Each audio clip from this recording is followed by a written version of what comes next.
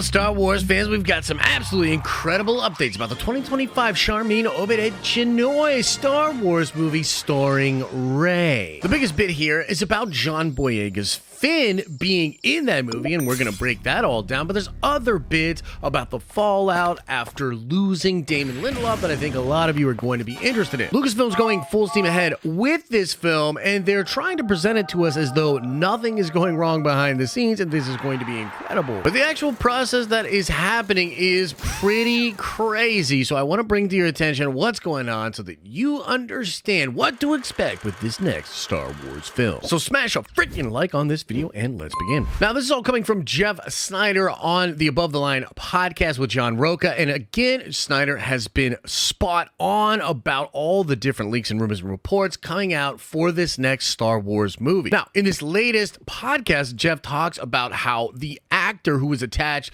to this movie dropped out when Damon Lindelof dropped off. And importantly, this is one of the actors that was going to play the lead or one of the leads in this film. If you didn't know, according to Snyder, and he did reiterate this on the podcast last night, this movie is not actually fully about Rey. Rey is more of a supporting character in the movie, and there were going to be different leads for the film. In fact, up until this moment, there were going to be one, if not more, persons of color that were going to lead this movie. Now, Kathleen Kennedy did say at Star Wars Celebration that this film is about the Jedi Order, and she even said that the Jedi Order was in peril. And so that's likely where the character of Rey is going to fit into all of this, and it seems like the movie's going to explore what the Jedi Order is now going to be post Rise of Skywalker. So perhaps these other leads are going to be Jedi that are now in the Jedi Order under Master Rey, but now it seems like they are going to find new actors for this role. Again, the TLDR here is that Lucasfilm assembled a writer's room around Damon Lindelof, and it would appear that this talent was attached to the idea of doing a Damon Lindelof Star Wars movie. When they found out that Lindelof left the project, they left the project. And something that Snyder really doubles down on in the podcast is talking about how Lucasfilm is committed to this movie coming out in 2025. They're going full steam ahead, and they're likely going to recast for these roles very quickly. And the current status of the script is that it has at least 4 more weeks until it will be turned in. This is from the new writer, Steve Knight. Now, I am a little bit curious as to whether or not John Boyega would come into this movie and actually play the lead role in the film. I mean, if you think about it, and they were going to do a person of color that was perhaps a Jedi in the new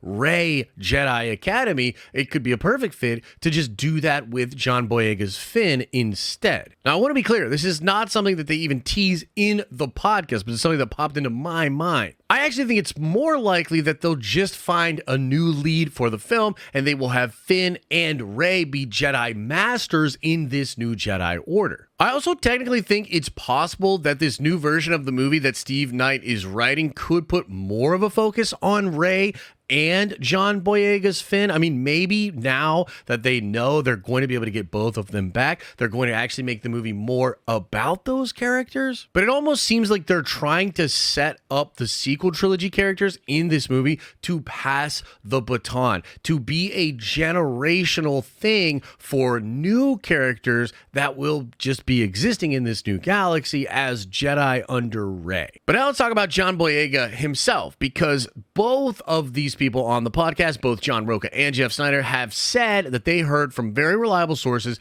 that John Boyega would indeed be in this movie. Now, I need to take a second here and be like crystal clear about this, only because Jeff Snyder himself updated people on Twitter after this podcast came out. And Jeff basically said that it is not from the same sources that he has been getting a lot of his other Star Wars information, especially the great sources that have a lot of info on this new Rey movie. And even during the podcast, this was something that originally came from John Roca. Roca said he has heard from some very reliable people that indeed Boyega will be returning, and then Jeff kind of says that he has heard the same. But again, it is not coming from those really reliable sources that Jeff has when it comes to this Rey movie. So for me personally, I'm here like, okay, so this is still probably happening, but I'm a little less sure now as I was when I thought it was coming from those same sources that Jeff has had. And so even though we're not certain this is going to happen, and I think regardless of how you feel about this new Star Wars movie with Rey, if they really do get John Boyega back as Finn, it is a massive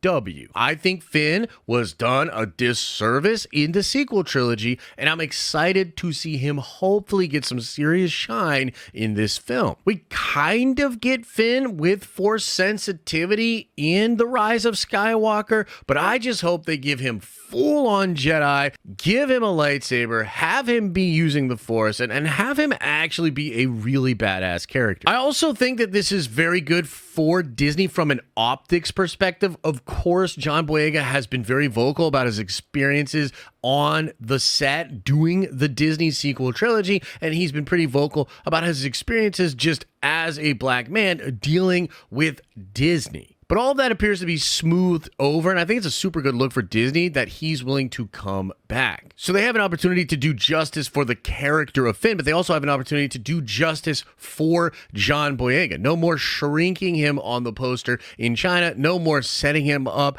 as the hero of the movie and then just having him yell Rey throughout the entire trilogy. This could end up being true redemption and a really feel-good moment for a lot of different fans. Now, of course, on the flip side of that, if they continue to do horrible stuff with his character or they do him a disservice, once again, it's going to hurt even more badly. I also personally feel as though they had to pay John quite a bit of money to get him into this movie, again, because of his trepidation, and that's something that my sources had told me was like, yo, they're going to literally just offer him money until he says yes. And my only thoughts about that are like, number one, good for him. But number two, are they really going to relegate him to a supporting character role? I mean, if they have to pay him the big bucks, why not just make him the actual protagonist of the film? And I'm curious, like, you guys let me know in the comment section, like, would you be down for this movie to more or less be focused on Finn as a Jedi? And then the other thing that I'm curious about is like that comment by Kathy Kennedy talking about the Jedi being in peril. Are they in peril simply because there are none of them left?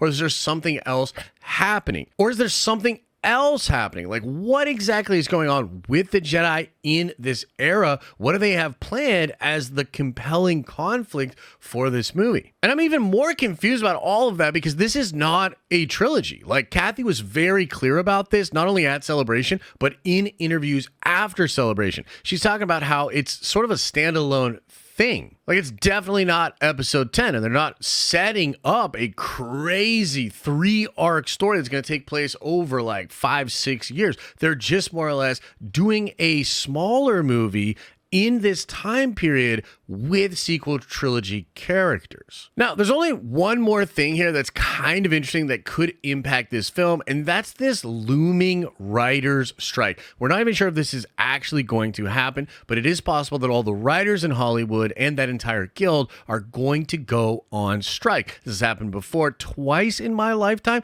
and when this actually happens, you do get like a long time where you can't actually even get scripts done. So hopefully Steve Knight actually finishes his script relatively soon and hopefully before that writer's strike, but then they wouldn't be able to actually go to any officially sanctioned writers in Hollywood to get any punch-ups or rewrites if that happens. And the reason all of that matters is because it seems like Kathy Kennedy and Disney are just hell-bent on this movie coming out in 2025 no matter what. And so a big concern of mine is that they're just doing the exact same things that they did when they made the sequel trilogy. They are just going at it no matter what. They have a date in mind. They need to hit it. They're not going to wait for proper story, proper roles, proper anything. They're just going to do it. But that's the official updates, and I do, again, think it's a massive W to get John Boyega back, and I hope he's done justice. Let me know your thoughts in the comment section below. Smash a freaking like on this video if you liked it. If you want to watch more, why not check out this video I just did, talking all about The Mandalorian Season 3 and what went wrong with that season, because I thought it, well, stunk.